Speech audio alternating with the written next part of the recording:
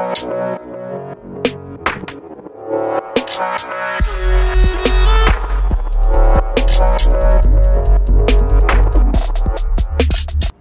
वालेकुम मेरे दोस्तों, ललकार विद आबिर अली शाहीन के अंदर मैं खुशामदीद कहता हूँ। आज हमारे साथ जो पर्सनैलिटी है वो आपका नाम ब्रिगेडियर सैमन सैमसन शरफ है। आप पाकिस्तान तहरीक इंसाफ से आपका ताल्लुक़ है। पीटीआई के जो आइन है उसकी आइन साजी में भी आपका बड़ा किरदार है। आप इसके अलावा पाकिस्तान तहरीक इंसाफ लेबर विंग के प्रेसिडेंट भी। आज हम इनके साथ बात करेंगे इनकी लाइफ के हवाले से। अस्सलाम वालेकुम सर। अस्सलाम वालेकुम सर, मैं चाहूँगा सबसे पहले को अपनी इब्तदाई लाइफ के बारे में बताएं सर। आप कहाँ पैदा हुए और आपने अपनी ज़िंदगी कहाँ से स्टार्ट हुआ आपका? मेरी पैदाइश रावलपिंडी की है। अच्छा। 1954 में। अच्छा। उसके बाद मुख्तलिफ़ शहरों में फिरते रहे जहाँ जहाँ मेरे वालिद नौकरी करते थे। 1960 में मेरे वालिद फ़ौत हो गए। अच्छा। और उसके बाद तालीम हासिल की मैंने मरी में और लाहौर में। और उसके बाद 1972 में मैं पाक फ़ौज में चला गया। 33 बरस सर्विस के बाद 2005 में मैं रिटायर हुआ, पाकिस्तान तहरीक इंसाफ में आ गया। एक फ़ौजी की ज़िंदगी सर और एक सियासी ज़िंदगी तो बड़ा एक डिफरेंट सी ज़िंदगी होती है, तो कैसा तजर्बा सियासत में आ गया आपका रहा तजर्बा? फ़ौजी ज़िंदगी जो है उसमें मिशन ओरिएंटेशन होती है। आपका एक मिशन होता है और उस मिशन को आपने मुकम्मल करना होता है। जो सियासी ज़िंदगी है ये पेचो ताब वाली ज़िंदगी है। इसमें सियासी बसीरत चाहिए, इसमें सब्र चाहिए। चीज़ों का इर्तिका इतनी तेज़ी के साथ नहीं होता। रवैये तब्दील करना बहुत मुश्किल है। लोगों को मरगूब करना बहुत मुश्किल है। सियासी फ़ैसले होते हैं और सियासत में बहुत ज़्यादा हिस्सा जो होता है वो मियाना रवि का और तस्फिया करने पर होता है। तो उस लिहाज से दो बिल्कुल मुख्तलिफ़ ज़िंदगी के अदवार हैं ये। अच्छा सर, तहरीक इंसाफ कब ज्वाइन की थी सर आपने? किस सन में ज्वाइन की थी? 2005। और सर क्या वजूहत थी, क्या वो विज़न था जो आपको नज़र आया पीटीआई के अंदर और आपने पीटीआई ज्वाइन की सर? मैंने तमाम सियासी पार्टियों के मैनिफेस्टो देखे, इनके आइन देखे, तो पाकिस्तान तहरीक इंसाफ वाहिद पार्टी थी जिसमें इगैलिटेरियनिज़म की बात की गई थी। इस पार्टी का कोई माइनॉरिटी विंग नहीं था। अच्छा। पार्टी सब के लिए बराबर थी। तो ये बात मुझे बहुत अच्छी लगी क्योंकि अमूमन सियासी पार्टियां माइनॉरिटी विंग बना के एक कंपार्टमेंट में धकेल देती हैं रिलीजियस माइनॉरिटीज़ को। अच्छा। और उसी के अंदर, उसी खोल के अंदर वो चलते रहते हैं और तरक्की नहीं कर पाते। यहाँ पर इर्तिका का और तरक्की का एक चांस मैंने देखा इनके आइन में, तो मैंने पाकिस्तान तहरीक इंसाफ ज्वाइन कर ली। जमहूरियत की तारीफ़ हम करते हैं कि जो अवाम की हुकूमत अवाम के लिए, अवाम के ज़रिए।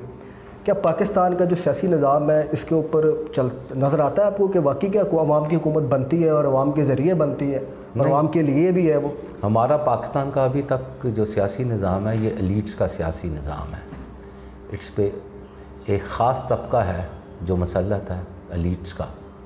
उसमें कई किस्म की एलीट्स हैं और वो सब के सब मसलत हैं। वही इलेक्शनें जीत के आते हैं, वही इलेक्टेबल बनते हैं और कोई चीज़ तब्दील नहीं होती। और सर इसकी क्या वजूहत है? ये नज़र नहीं कि हल्का बंदियाँ हमारी क्या गैर मुनसफ़ाना नहीं है? इसकी वजह कि ये भी नहीं है कि नहीं, इसका हल्का बंदियों से कोई ताल्लुक़ नहीं है, इसका रवैयों से ताल्लुक़ है। जब तक हम आड़े हाथों नहीं लेंगे इन चैलेंजेस को तब तक ये मनाजिल हम तय नहीं कर सकते। सर लेबर विंग क्यों ज्वाइन किया आपने पार्टी की? लेबर विंग की दो वजूहत थी। एक तो 2012 में जब हमारा आइन रिवाइज़ हुआ तो उस वक्त भी मुझे कहा गया पार्टी की तरफ से कि ये लेबर जो हैं ये शोर शराबा बहुत करते हैं, लड़ते बहुत हैं, इनके आइन में कुछ चीज़ें डालनी है हमने, तो आप इनसे तस्फिया करें, किसी किस्म का ये मुत्तफ़िक हो जाए। फिर 2014 में दोबारा हमने आइन बनाना शुरू किया, उसमें भी ये ड्यूटी मुझे मिली और 2017-18 में भी ये ड्यूटी मुझे मिल गई कि लेबर को आपने एक टेबल पे लेके आना है। उस प्रोसेस में काफ़ी मेहनत की, मुख्तलिफ़ आरा के लोग थे, मुख्तलिफ़ फ़िक्र के लोग थे, उन सबको एक जगह पे इकट्ठा करना और आखिर में ये हुआ कि लेबर विंग की कन्वीनरशिप मुझे दे दी गई। अच्छा। पिछले बरस, और उसमें मैंने बायलॉज़ बनाने थे। ठीक। तो जब मैं बायलॉज़ में घुसा और फिर पाकिस्तान के मुख्तलिफ़ इंस्टीट्यूट है, मैं ख़ास तौर पे नाम लेना चाहूँगा सेंटर फॉर लेबर रिसर्च, उनसे जब हमने प्रेजेंटेशंस ली और उनसे तालीम हासिल की लेबर के मसाइल में, तो मुझे लगा कि हमारी तहरीक इंसाफ बिल्कुल बरक्स सिमत में लेबर के जा रही थी। अच्छा। तो बहुत बड़ा चैलेंज बन गया मेरे लिए बायलॉज बनाना। फिर सेंटर फॉर लेबर रिसर्च और कुछ पार्टी के अहम लोग थे, उनकी मदद के साथ हमने ये बायलॉज बनाए।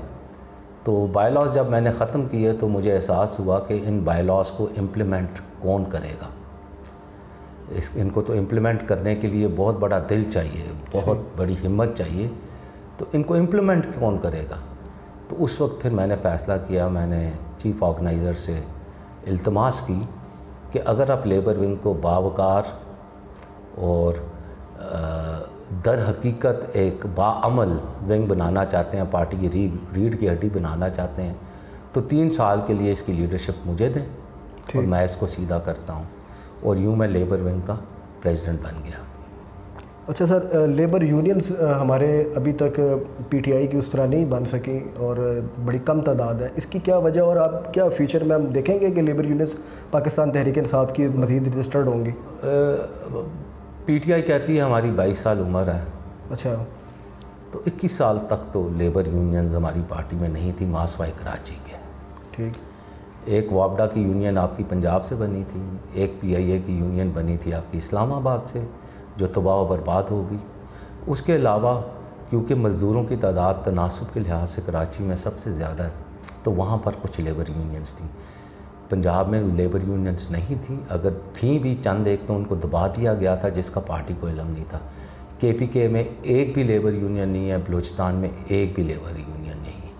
तो कोई भी लेबर विंग की जो तहरीक है, लेबर की तहरीक क्योंकि बाएं बाजू की तहरीक होती है, वो ट्रेड की यूनियंस के बगैर नहीं चल सकती। तो अब हमने ये ट्रेड यूनियंस का अमल शुरू किया है। हम पहले ट्रेड यूनियंस बनाएंगे, उसके बाद उनको जम करके फेडरेशन बनाएंगे, और इंशाअल्लाह जब कई फेडरेशन हमारी बन जाएंगी तो उससे ऊपर भी हम कन्फेडरेशन बनाएंगे। अच्छा। और उसके लिए बहुत ज़्यादा पैसों की ज़रूरत है, बिल्डिंग्स की ज़रूरत है, क्योंकि जो भी फेडरेशन या कन्फेडरेशन होती है उसका एक रिसर्च सेल भी होना ज़रूरी है। खुदा का शुक्र है सेंटर फॉर लेबर रिसर्च हमारा साथ दे रहा है। उनके साथ हमने एक लूज़ किस्म का इल्हाक किया हुआ है, जिसको हम इंशाअल्लाह आगे भी बढ़ाएंगे, क्योंकि अगर हमारी लेबर की तहरीक पीटीआई में कामयाब हो जाती है तो इसका फ़र्क आप देखेंगे सड़कों पर, इलेक्शंस में, क्योंकि सियासत को लेबर से ज़्यादा पाकिस्तान में कोई नहीं समझता। हमारे जो 21 बरस तक लेबर लीडर्स बराजमान रहे पार्टी में और कहते रहे कि हम लीडर हैं और ये है वो है, इनकी कोई भी कंट्रीब्यूशन नहीं थी। मुझे इसमें कोई शक नहीं है, मैं बरमला कहता हूँ, इनकी ज़ीरो कंट्रीब्यूशन है पार्टी की लेबर तहरीक की तरफ। सर, ये तबाही का जो वजूहात थे, जो लेबर यूनियंस नहीं बन सी, इसके पीछे लेबर मौजूदा हमारी पार्टी के लेबर लीडर्स थे, यही थे, यही थे। ये एलिटिज़म है ना, एलिटिज़म है ना, ये धड़ेबंदियों वाले लोग थे। इन्होंने चंद एक ने अपनी पॉकेट यूनियंस बना ली थी इंसाफ के नाम से, जिनका केस मैंने स्कैड में भेजा हुआ है। अच्छा। वो अपनी पॉकेट यूनियन के ज़रिए हुकूमतों में ओहदे भी लेते रहे हैं और अपना खड़पैंची भी करते हैं।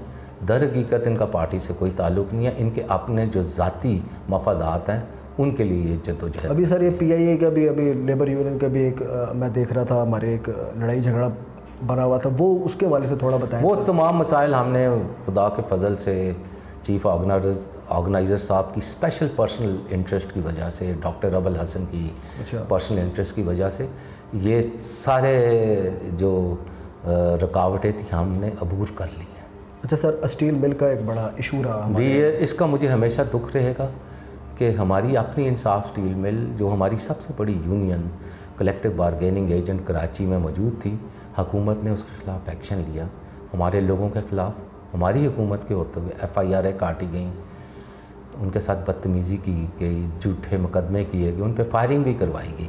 हमारी हुकूमत ने उसके मतलब कुछ नहीं किया, लेकिन हम खड़े हैं अपनी स्टील मिल यूनियन के साथ। और अब सुप्रीम कोर्ट में केस चला गया है, वहाँ पर भी हम लेबर की इंटरेस्ट को और पाकिस्तान की इंटरेस्ट को उजागर करेंगे प्राइवेटाइजेशन के ख़िलाफ़। और हमारी पूरी कोशिश होगी कि स्टील मिल बहाल हो और अच्छी लाइनों पे, मॉडर्न लाइंस पे उस्तवार हो, हमारे जो लेबर हैं उनके हकूक़ जो हैं वो महफूज रहें।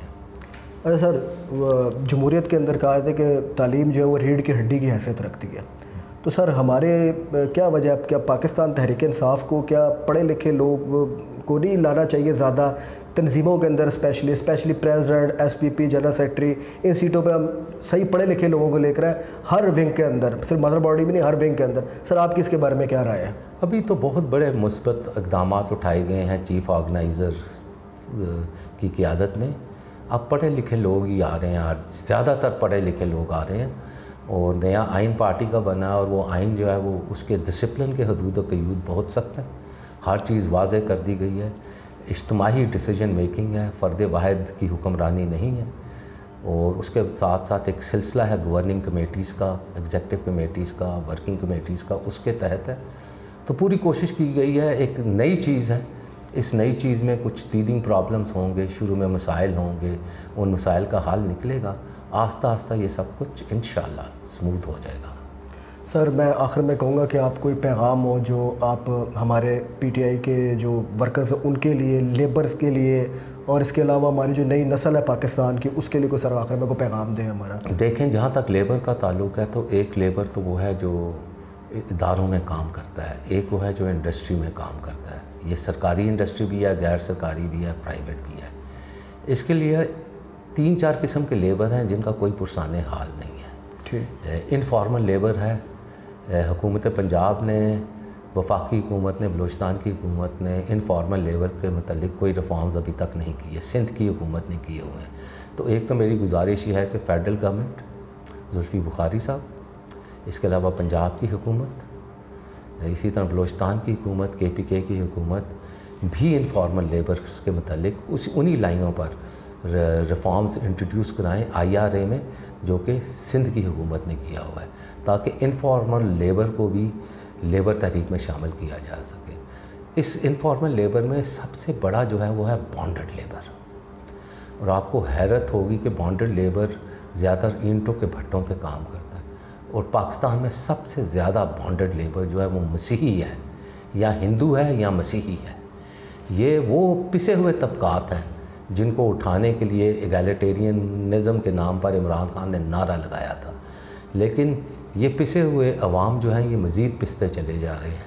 तो बॉन्डेड लेबर जो है इसमें ज़्यादातर मजहबी अक़लियतें हैं, और क्योंकि अभी कल ही 11 अगस्त गुज़रा तो उसके हवाले से जो माइनॉरिटी डे है वो केक कटिंग सेरेमनी नहीं है, वो जद्दोजहद है, और उस जद्दोजहद में हम लोग जो हैं पाकिस्तान के जो मजहबी माइनॉरिटीज़ हैं, हम तो जद्दोजहद करते रहते हैं, लेकिन जो हमारी मेजॉरिटी है, जो हमारी हुकूमत है, वो उसकी तरफ ध्यान नहीं देती है। उस पर बहुत ज़्यादा काम करने की ज़रूरत है। 1947 से लेकर अब तक informal labour, bonded labour, religious minorities जो आपका बल्क है इनफॉर्मल लेबर का। और सर नौजवान नस्ल के लिए कोई आपका पैगाम हो, जो हमारी जो नौजवान नस्ल है उसके हवाले से कोई पैगाम सर आपका? मेरे ख़्याल में नौजवान नस्ल को ख्वाब देखने चाहिए। अच्छा। और उन ख्वाबों की ताबीर के लिए जद्दोजहद करनी चाहिए। चापलूसी की ज़िंदगी को तर्क करें, खड़े हो जाएं अपने असूल के ऊपर, क्वेश्चन करें अपने लीडरों को, उनको सवाल करें, उनसे सवालों का जवाब मांगें। अगर वो जवाब नहीं दे सकते तो उनका साथ ना दें। जब तक हम कारहाय रियासत की चीज़ें अपने कंट्रोल में नहीं लेंगे, इलेक्शनों में उन लोगों को इलेक्ट नहीं करेंगे जो वाज़े तौर पर मुहब्बे वतन है और पार्टी से और वतन से और उसके लोगों से अकीदत रखते हैं, तब तक चीज़ें तब्दील नहीं हो सकती। हम इस साम्राज्य निज़ाम को, इस एलीटिज़म को तोड़ने में कभी भी कामयाब नहीं होंगे। यही मेरा पैगाम है। ओके सर, बहुत बहुत शुक्रिया सर आपका, आपने अपना टाइम दिया। इंशाल्लाह आगे भी आपसे हम कहेंगे कि हमें आप मज़ीद भी आगे भी टाइम दें कभी। बहुत बहुत शुक्रिया। अगले प्रोग्राम तक के लिए अपने होस्ट आमिर अली शाहीन को इजाज़त दीजिए। बहुत बहुत शुक्रिया। अल्लाह हाफ़िज़।